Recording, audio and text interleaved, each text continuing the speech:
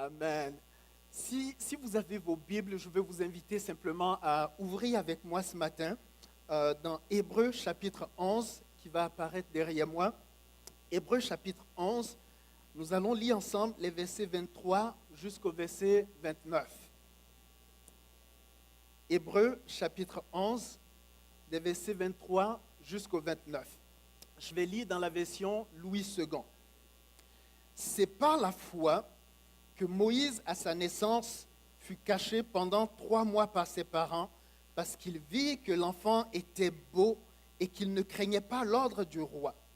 C'est par la foi que Moïse, devenu grand, refusa d'être appelé fils de la fille de Pharaon, aimant mieux être maltraité avec le peuple de Dieu que d'avoir pour un temps la jouissance du péché. Regardant l'opprobre de Christ comme une richesse plus grande que les trésors de l'Égypte, car il avait les yeux fixés sur la rémunération. C'est par la foi qu'il quitta l'Égypte, sans être effrayé de la colère du roi, car il se montra ferme comme voyant celui qui est invisible. C'est par la foi qu'il fit la Pâque et l'aspersion du sang, afin que l'exterminateur ne touchât pas au premier-né des Israélites. C'est par la foi qu'il traversait la mer Rouge comme un lieu sec, tandis que les Égyptiens qui en firent la tentative furent engloutis.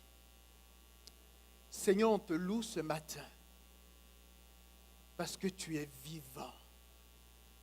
Seigneur, on te loue ce matin parce que tu as accepté d'aller sur cette croix pour nous. Tu as été mis au tombeau et tu es revenu à la vie afin de nous réconcilier avec Dieu et de nous donner cette vie qui vient de Dieu. Et ce matin, Seigneur, on te bénit parce que tu es vivant, tu es au milieu de nous. Parce que tu es vivant, tu es ici ce matin pour relever, pour rendre libre, pour encourager, pour fortifier et pour donner une vie nouvelle. Saint-Esprit, on te souhaite la bienvenue. Seigneur, viens et règne sur ces temps. Viens et conduis-nous. Viens et change des vies ce matin à nouveau.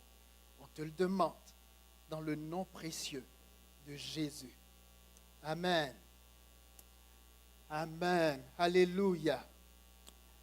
On l'a mentionné à plusieurs reprises déjà ce matin. Nous célébrons avec des millions de chrétiens à travers le monde entier ce matin la Pâque. Et la Pâque est la fête la plus importante pour les chrétiens, bien plus que la Noël. Il y a quelques mois, nous avons célébré la Noël par lequel nous commémorions la naissance de Jésus-Christ. Mais il n'est pas juste né pour juste venir dans le monde. Il était né pour mourir. Et la Pâque, pour nous, c'est la célébration de Christ qui a souffert, de Christ qui a été crucifié à la croix pour nous réconcilier avec Dieu, de Christ qui a été mis au tombeau et Christ qui est revenu à la vie 3 jours après. Et c'est cette victoire que nous célébrons ce matin avec des millions d'autres croyants à travers le monde. Dès sa naissance, on a pu le voir dans les évangiles, que le diable a essayé de le tuer, de l'arrêter, en faisant mettre à mort tous les enfants de moins de 2 ans. Son plan était d'arrêter le plan de Dieu, d'interrompre le plan que Dieu avait mis en place pour sauver l'humanité. Et lorsque Ponce Pilate va le livrer justement aux Juifs pour être crucifié et mis au tombeau, le ciel retenait ses larmes. Ses disciples étaient dans l'abattement total. Plusieurs d'entre eux sont même retournés à leur ancienne vie. La Bible nous dit que certains d'entre eux sont retournés à leur ancienne job, à la pêche. Et ils étaient tellement déprimés que pour eux, ils ne comprenaient pas ce qui venait de se passer. Tout allait si bien. On a passé un tellement bon temps avec lui. 3 années de miracles, de gloire, 3 années de bonheur, 3 années de formation à ses côtés. Et subitement, tout s'arrête. Des Romains le crucifient. Et ils étaient dans la détresse, dans le découragement le plus absolu.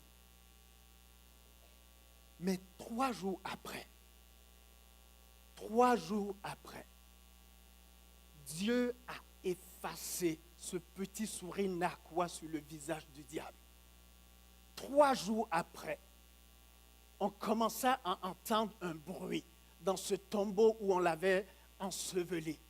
3 jours après, la mort a dit, tu ne peux pas rester ici, tu es le Créateur.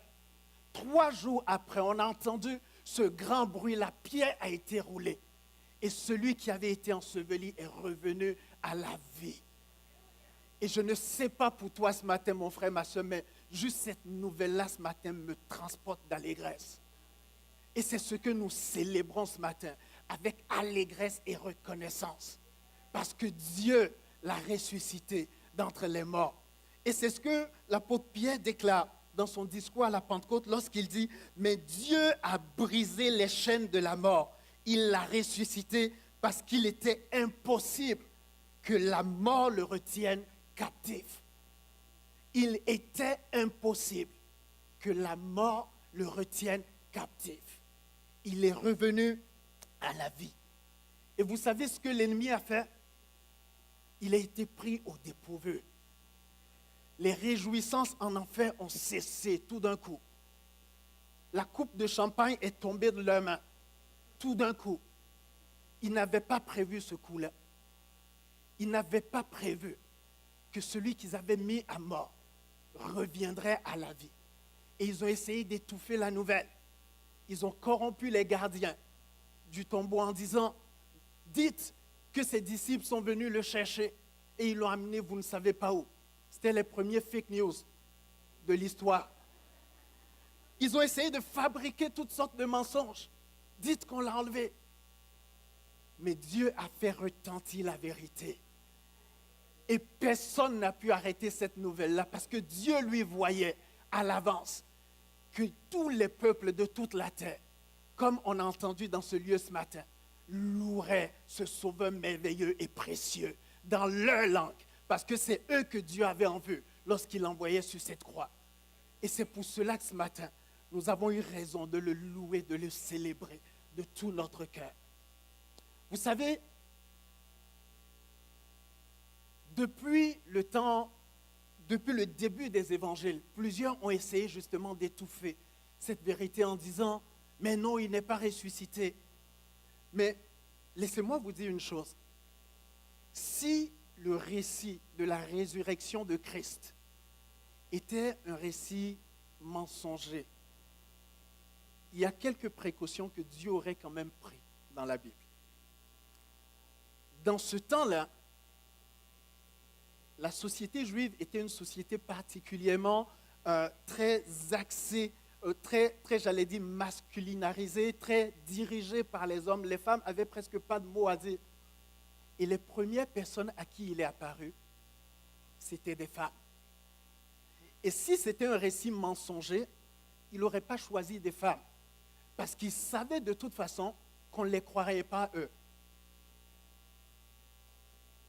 Il a choisi de se montrer en premier à des femmes. Il n'y avait rien de mensonger là-dedans, il n'y avait rien à cacher. Le Christ était ressuscité pour vrai. Et d'ailleurs, il s'est montré à ses disciples, à plusieurs d'entre eux. Et même Thomas a pu le toucher.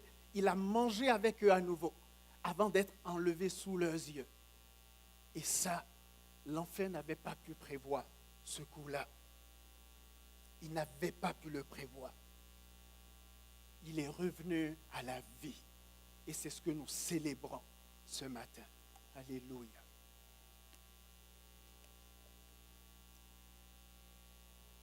Si la Pâque a pris son plein sens avec la mort et la résurrection de Jésus-Christ, il faut dire que c'est d'abord dans l'Ancien Testament que la Pâque tire son origine.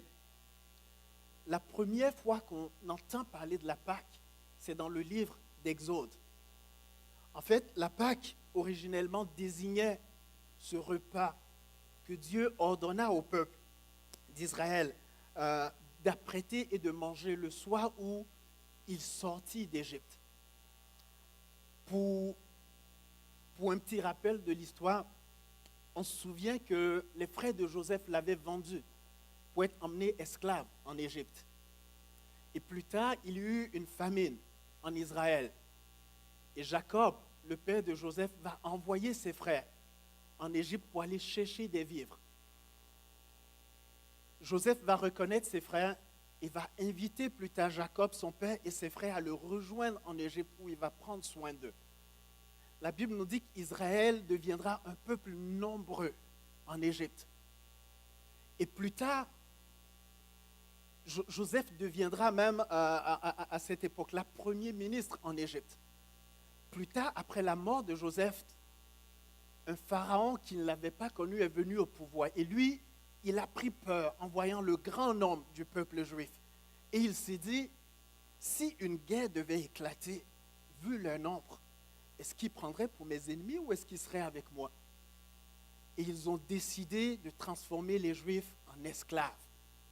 Et cet esclavage va durer 430 années. 430 ans d'esclavage, 430 ans de travaux pénibles, 430 ans de fouets, d'insultes, de rabaissement, 430 ans de maltraitance, 430 ans d'esclavage. 430 années. 430 années où les promesses que Dieu avait faites à leurs ancêtres n'avaient plus aucun sens pour leur vie. 430 années où ils avaient même oublié le nom de leur Dieu. Lorsque Dieu suscitera un prophète pour aller à leur rencontre plus tard, Moïse demandera à Dieu, s'il me demande qui est l'Éternel, qu'est-ce que je devrais leur dire? Parce qu'ils ne se rappelaient probablement même plus qu'il y avait un Dieu qui avait apparu à leur père Abraham, à Isaac, à Jacob. 430 ans de dominance de l'ennemi sur leur vie. 430 ans. La Bible dira que Dieu entendit leurs cris, leurs gémissements, leurs souffrances. Et Dieu suscita un prophète qui leur envoya en la personne de Moïse pour aller les délivrer. 430 ans. Et j'aimerais te dire simplement ce matin que si ça fait moins de 430 ans que tu cries à Dieu pour ta vie, si ça fait moins de 430 ans que tu cries à Dieu pour ta famille, pour ton mariage, si ça fait moins de 430 ans que tu cries à Dieu pour ta santé, je pense qu'il y a de l'espoir pour toi aussi ce matin. Je pense qu'il y a de l'espoir pour toi aussi ce matin. Parce que la Bible dit, quand un malheureux crie, l'Éternel entend et il le sauve de toutes ses détresses. Quand un malheureux crie, l'Éternel entend et il le sauve de toutes ses détresses. Moïse va se présenter devant les enfants d'Israël et il va leur dire, l'Éternel, le Dieu de vos pères, Abraham, Isaac et Jacob m'envoie pour vous faire sortir de cet esclavage. Et une lueur d'espoir prit place. Mais subitement, lorsque Moïse se présente devant Pharaon, la situation va au contraire empirer. Pharaon va dire, autrefois, on vous fournissait le matériel pour faire vos travaux. Mais maintenant, vous allez aller chercher vous-même le matériel. Vous allez faire les mêmes travaux et je m'attends à la même productivité. Et si vous ne fournissez pas, le fouet est déjà prêt, il vous attend. Je ne sais pas si vous est déjà arrivé des fois de vivre une telle détresse, une telle situation que quand vous criez à Dieu ou quand subitement vous avez l'impression que Dieu commence à vous faire une promesse ou que quelqu'un vous donne une parole, alors qu'une lueur d'espoir devrait prendre place, subitement vous avez l'impression des fois que tout dégénère et que la situation s'empire davantage. Il y a quelque temps, j'ai prié avec quelqu'un qui vivait des attaques de l'ennemi régulièrement dans ses nuits. C'est pratiquement impossible qu'il dorme une nuit en paix une nuit d'affilée jusqu'au matin. C'est constamment des attaques, des cauchemars terribles, une oppression incroyable. Et on a pris un temps pour prier ensemble, on a pris un temps pour enseigner sur le combat spirituel. Et plus tard, cette personne me dira, les 3 premiers jours qui ont suivi notre rencontre, tout allait bien, j'ai dormi parfaitement. Mais dans les jours qui ont suivi, ça a été pire encore qu'avant. Ça a été encore pire qu'avant. Parce que l'ennemi essaie justement d'intimider, de déployer toute sa puissance pour intimider, pour arrêter, parce qu'il voit ta délivrance commencer à prendre place. Ne cède pas à la peur. Ne cède pas à la peur. N'abandonne pas. Ne te laisse pas intimider. C'est exactement ce qui est arrivé aux Israélites. Moïse se rend chez Pharaon et tout de suite après, on empire leur situation. Et finalement, les Israélites vont aller eux-mêmes voir Pharaon pour aller lui dire, mais pourquoi tu traites tes serviteurs ainsi? Ils vont se tourner vers Moïse plus tard. La Bible nous dit dans Exode chapitre 5, 20 à 22, en sortant de chez Pharaon, ils rencontraient Moïse et Aaron qui les attendaient. Il leur dit, que l'Éternel vous regarde et qu'il juge. Vous nous avez rendus odieux à Pharaon et à ses serviteurs.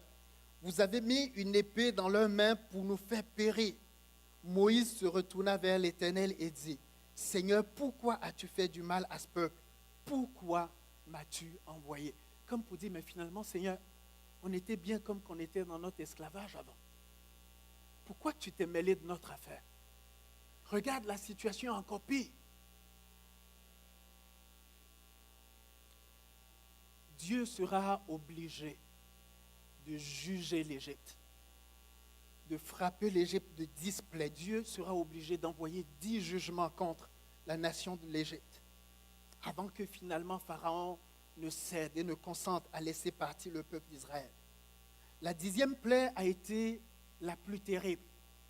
Ça a été la mort de tous les enfants premiers-nés d'Égypte.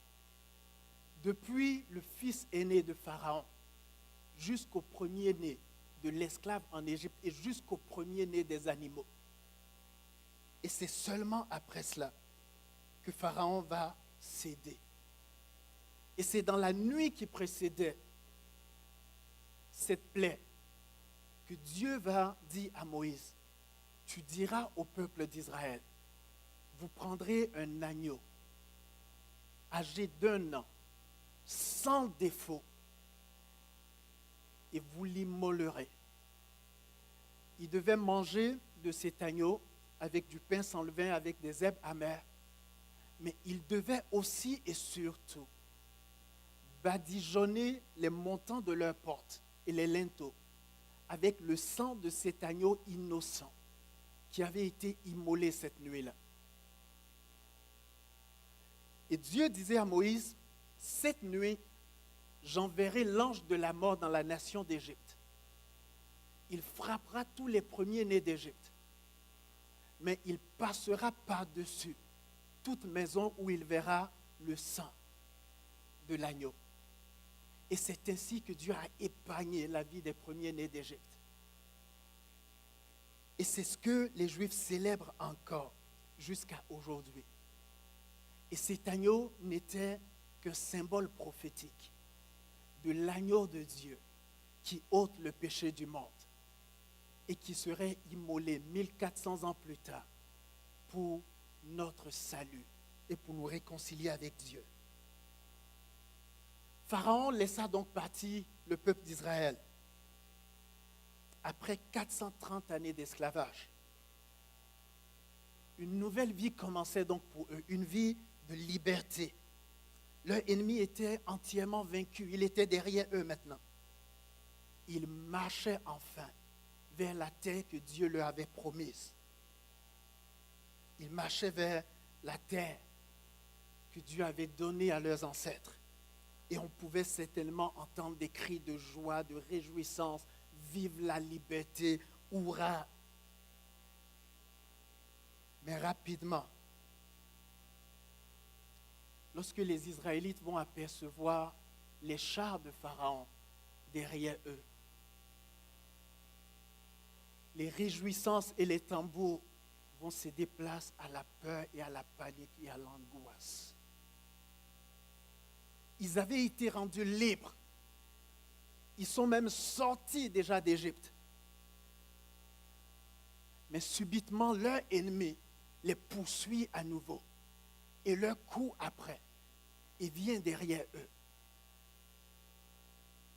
Et là, tout d'un coup, les chants de joie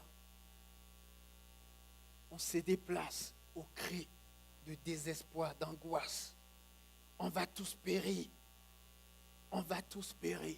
Ils vont dire à Moïse d'ailleurs, n'y avait-il pas des sépulcres en Égypte sans qu'il fût besoin de nous mener mourir au désert? Que nous as-tu fait en nous faisant sortir d'Égypte? C'est ta faute, Moïse. N'est-ce pas là ce que nous te disions en Égypte? Laisse-nous servir les Égyptiens, car nous aimons mieux servir les Égyptiens que de mourir au désert.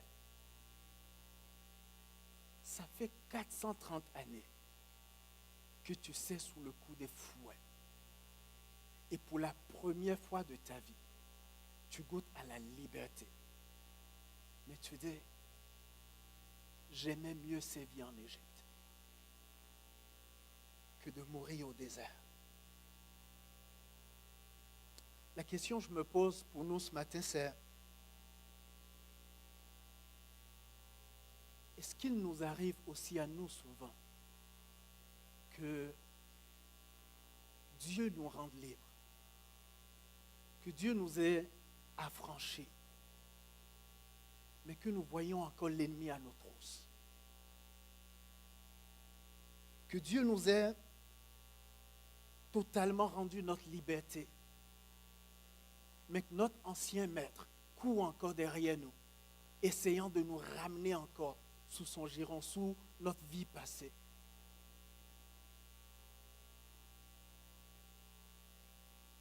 Israël avait pourtant placé sa confiance dans le sang de cet agneau immolé. Ils avaient échappé au jugement qui venait.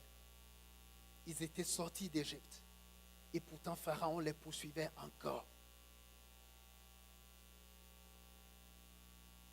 Après 430 années d'esclavage, ces gens devaient maintenant apprendre à vivre libres. Ils devaient apprendre à vivre libres. Et ce, a commencé par Moïse lui-même.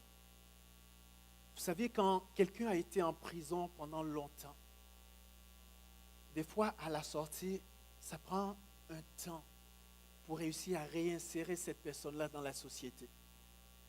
Parce que pendant peut-être 20-25 ans, derrière les barreaux, on l'a conditionné. On lui a dit quand aller se coucher, quand se lever, quand manger, quand aller prendre sa douche. Et subitement, on lui rend la liberté. Et souvent, plusieurs ne savent pas comment vivre dans cette liberté et souvent retournent en prison. Ils devaient maintenant apprendre à vivre en hommes et femmes libres. Vivre dans la liberté, mes amis, ça s'apprend. Ça s'apprend. Regardons un instant, si vous voulez bien, le cheminement de Moïse lui-même vers cette vie de liberté. Si je reviens au texte que nous avons lu au départ, je vais le relire dans la version Parole vivante. Hébreux 11, 23 à 29. Au moment de la naissance de Moïse, c'est la foi qui donna à ses parents le courage de le cacher durant 3 mois. Frappés par la beauté de l'enfant, ils ne se sont pas laissés intimider par le décret du roi, ordonnant la mise à mort de tous les enfants mâles. Poussé par cette même foi, Moïse lui-même, une fois devenu grand, renonça au titre de fils de la fille du Pharaon. Il a choisi de partager les souffrances du peuple de Dieu plutôt que de jouir pour bien peu de temps des joies et des avantages d'une vie dans le péché. Subir le mépris et les outrages comme le Messie à venir lui paraissait un bien plus précieux que tous les trésors de l'Égypte. Pourquoi? Parce qu'il avait les yeux fixés au loin sur la rétribution finale. Fortifié par sa foi, il a bravé la fureur du roi et a quitté l'Égypte, aussi intrépide et ferme que s'il avait vu de ses yeux le Dieu invisible. Dans cette même foi, il a institué la Pâque, a fait répandre sur les portes le sang des agneaux immolés, pour que l'ange exterminateur épargne les fils aînés des Israélites. C'est la foi qui a fait traverser aux Israélites la mer Rouge, comme on marche sur la terre ferme. Les Égyptiens ont bien essayé de les imiter, mais ils ont péri engloutis par les flots.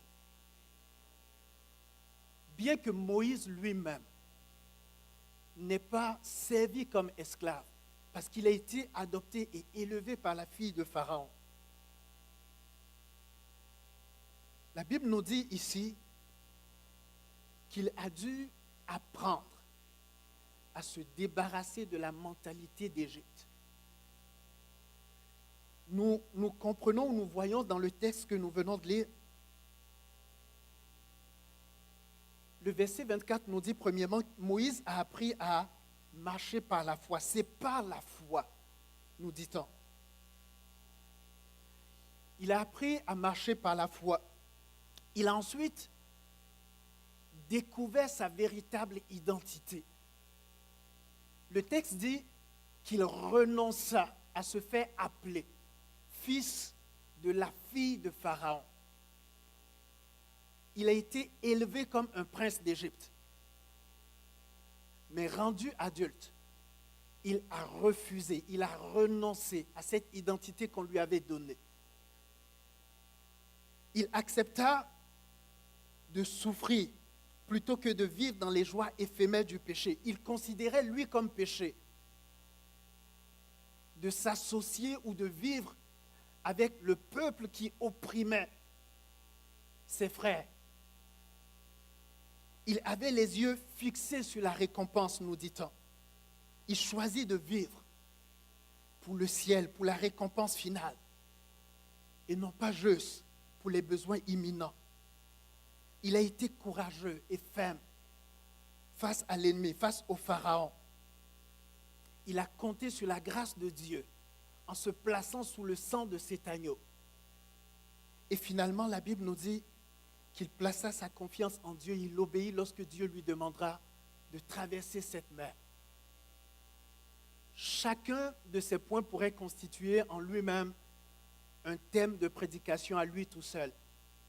Mais vu que je sais que vous ne voulez pas rester ici jusqu'à minuit, je vais vous faire grâce et je vais me contenter rapidement simplement des 2 premiers thèmes pour ce matin.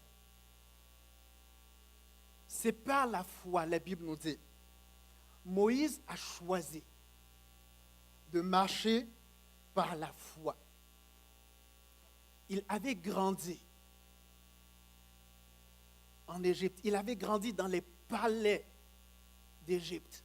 Il avait été habitué à la vie de la cour du roi.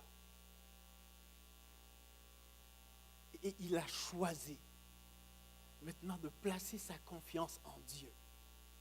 Il a choisi de croire Dieu, de croire ce Dieu qui s'est révélé à lui dans ce buisson, dans ce Dieu qui lui a parlé. Hébreu dira, mon juste vivra par la foi. La foi, c'est la monnaie d'échange dans le royaume de Dieu. Il n'est pas possible d'obtenir quoi que ce soit de Dieu sans la foi. Hébreu dira encore, or sans la foi, il est impossible de lui être agréable, car il faut que celui qui s'approche de Dieu croit que Dieu existe et qu'il est le rémunérateur de ceux qui le cherchent. Et cette foi-là, c'est quoi?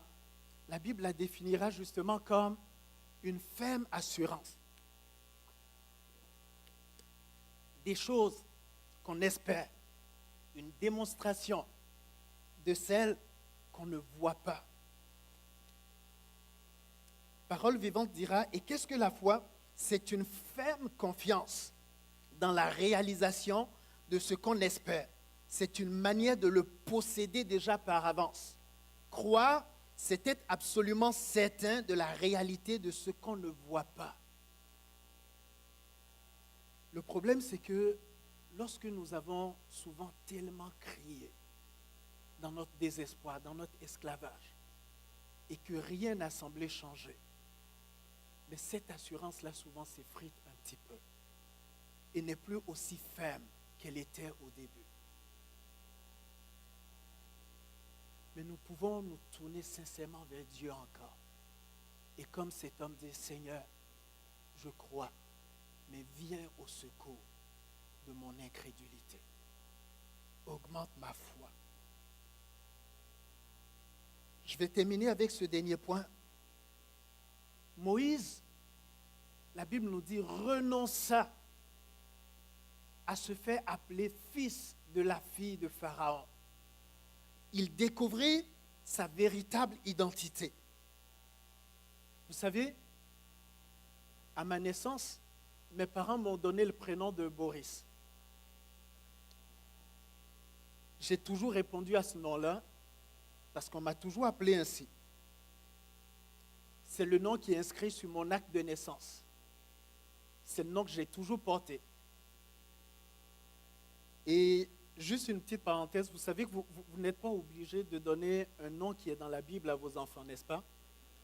Mais c'est important de faire attention à la signification des noms que vous donnez à vos enfants. Parce que la signification du nom de quelqu'un a une influence sur sa vie. Et j'ai fait l'exercice pour moi-même personnellement. Mon nom Boris est d'origine slave et vient de deux syllabes qui signifient bataille et gloire. C'est pas pire, hein? J'ai été lire un petit peu qu'est-ce qu'ils disent là-dessus. Et regardez ce que ça dit. Ça dit, les Boris sont à l'image de leur glorieux prénom. Waouh! Viril, courageux et dotés d'une force et d'une solidité impressionnantes. Ce sont des meneurs, des travailleurs et des hommes ambitieux qui ne se laissent pas détourner de leur objectif. Leur force de caractère leur procure beaucoup de pouvoir. Les Boris sont parfois autoritaires, mais ils parviennent en général, repens-toi, à gagner aisément le respect de leur entourage. Je pense que je vais le relire encore une fois. Je pense qu'à chaque fois que je le lis, j'ai l'impression que ma tête pèse 2 kilos de plus. Je pense que je vais le relire encore un peu, ça va me faire un peu de bien. Si je marche dans la rue ici, si je marche dans la rue et que j'entends quelqu'un qui crie « André », il y a de fortes chances que je ne me retournerai pas. Je ne me retournerai pas. Si la personne court après moi, m'arrête et me dit « André, je m'excuse monsieur, vous faites erreur. Ce n'est pas mon nom. » S'il insiste, puis qu'il essaie de me convaincre que je suis vraiment André, il y a de fortes chances que je vais lui dire « Écoute mon ami, je crois que tu en as fumé un bon. Parce que je ne m'appelle pas André. Je ne m'appelle pas André. » Et tout ça pourquoi? Parce que je sais qui je suis. Depuis mon enfance, mes parents m'ont appelé ainsi et j'ai les documents qui prouvent que je m'appelle ainsi. Et c'est le nom auquel je réponds. Le problème maintenant, pourquoi est-ce que dans le monde spirituel, on laisse toutes sortes d'autres personnes et l'ennemi nous appeler par toutes sortes d'adjectifs, la plupart du temps négatifs, et on les écoute, on les entretient, on les reçoit, et on finit par vivre selon ces choses qu'on entend. Pourquoi ne pas remonter à ce que Dieu a déclaré sur ta vie le jour où tu es né dans son royaume? Pourquoi ne pas t'appuyer sur comment ton Père céleste t'appelle et vivre selon comment il t'appelle? Moïse, lui, a dû apprendre à renoncer à comment on l'avait appelé en Égypte. Et il a choisi une nouvelle identité. Il a choisi une nouvelle identité. Regardez rapidement avec moi les versets suivants. 4 perspectives différentes de désigner le même groupe de personnes. Rapidement. Exode 3, 7. Là, c'est Dieu qui parle. Il parle du peuple d'Israël. L'Éternel dit, j'ai vu la souffrance de mon peuple. Exode 3, 11. Moïse dit à Dieu, qui suis-je pour aller vers Pharaon et pour faire sortir d'Égypte les enfants d'Israël? Dieu dit, mon peuple. Moïse, lui, les appelle pour le moment les enfants d'Israël. Exode 3, 15. Les enfants d'Israël eux-mêmes, les commissaires des enfants d'Israël allaient se plaindre à Pharaon et ils disaient, pourquoi traites-tu ainsi tes serviteurs?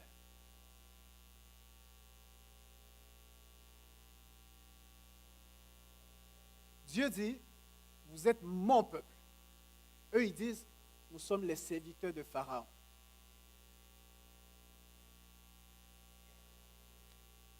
Et enfin, ce que Pharaon lui-même dit d'eux. Pharaon répondit, Exode 3, 17, vous êtes des paresseux, des paresseux. Voilà, c'est tout, des paresseux. C'est tout ce que vous êtes.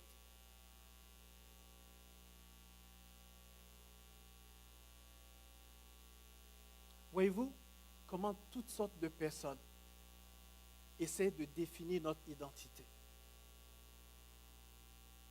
Et souvent, on va être magané par tout ce qu'on a entendu. Tu n'es pas assez ceci. Tu n'es pas à la hauteur. Tu n'es qu'un ceci. Tu n'es qu'un cela.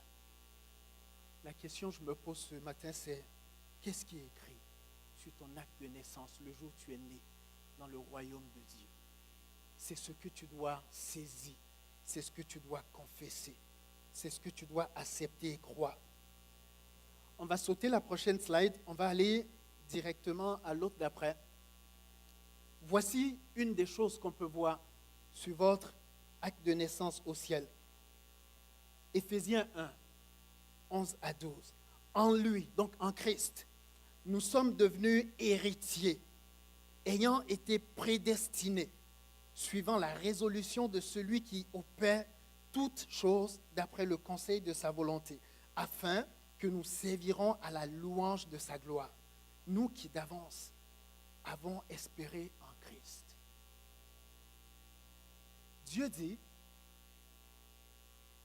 qu'il voit tous ceux qui sont en Christ, tous ceux qui ont placé leur confiance en Christ, comme ses héritiers, et qu'il les a destinés, voulez-vous lire avec moi le verset 12, afin que nous servions à la louange de sa gloire, nous qui d'avance avons espéré en Christ. Dieu dit que lui t'a destiné à servir à la louange de sa gloire. Il t'a destiné à servir à la louange de sa gloire. L'ennemi court peut-être encore en arrière. L'ennemi essaie peut-être de te ramener encore en arrière. L'ennemi essaie peut-être de ramener encore l'esclavage. Mais souviens-toi de ceci. Sur ton acte de naissance au ciel, il est écrit que tu as été destiné à manifester la louange et la gloire de Dieu. J'aimerais t'encourager simplement ce matin à accepter ce que Dieu dit de toi, à te nourrir de ce que Dieu dit de toi, à ruminer ce que Dieu dit de toi, jusqu'à ce que ça vienne chasser et balayer tous les mensonges que les gens autour et que l'ennemi a dit sur ta vie. J'aimerais t'encourager à apprendre à vivre dans la liberté, libre des forteresses, libre des chaînes que les gens et que l'ennemi essayent de replacer sur ta vie. C'est pour cela que Christ est mort et revenu vivant du tombeau, pour que tu vives libre. Pour que tu vives libre. Pour que tu vives libre. Alors que les Israélites paniquent en voyant les chats arriver en arrière, Dieu dira, et moi je vais endurcir le cœur des Égyptiens pour qu'ils y entrent après eux. Et Pharaon et toute son armée, ses chats et ses cavaliers feront éclater ma gloire. Et les Égyptiens sauront que je suis l'Éternel, quand Pharaon, ses chats et ses cavaliers auront fait éclater ma gloire. Ce que Dieu te dit ce matin, c'est que cet ennemi qui rugit encore en arrière, cet ennemi qui menace, qui essaie de t'arrêter, cet ennemi est déjà vaincu et déchu. Et que ces flèches, ces mensonges, ces attaques serviront à manifester encore plus combien ton Dieu est grand et glorieux, combien il est vivant et puissant. Voulez-vous vous tenir debout avec moi ce matin pendant que nous allons prier? Alléluia.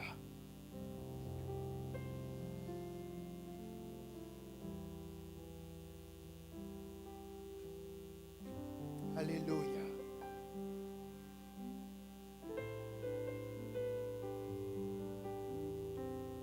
Alléluia.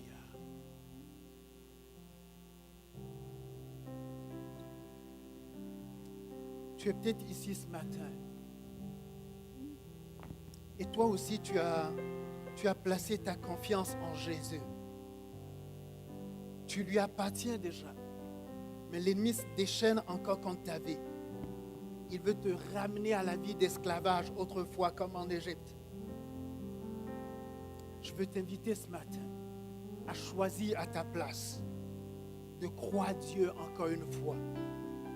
Je veux t'inviter ce matin à ne pas abandonner, à ne pas céder au découragement, à ne pas céder à la peur. Peut-être tu es ici ce matin, tu te dis, je me suis aussi placé sous le sang de l'agneau. Christ m'a rendu libre. Je crois qu'il m'a affranchi pour de vrai. Mais les ténèbres troublent encore mes pensées, mes nuits. Je veux t'encourager ce matin à choisir toi aussi de croire ce que Dieu déclare, que tu es son temple, que tu serviras à manifester sa gloire et résiste fermement à l'ennemi. Peut-être tu es là aussi au milieu d'une tempête ce matin et toutes sortes d'épreuves inondent ta vie. C'est peut-être un souci de santé. En arrivant ici ce matin, un grand-papa aimant me montrait la photo de sa petite fille qui est entre la vie et la mort, une petite enfant, aux soins intensifs.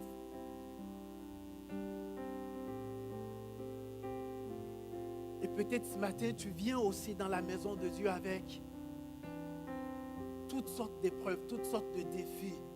Et tu dis, j'ai besoin de voir la gloire de Dieu éclater. J'aimerais t'inviter aussi ce matin à faire un pas de foi vers Dieu. À croire en lui à nouveau ce matin. À placer ta confiance en lui.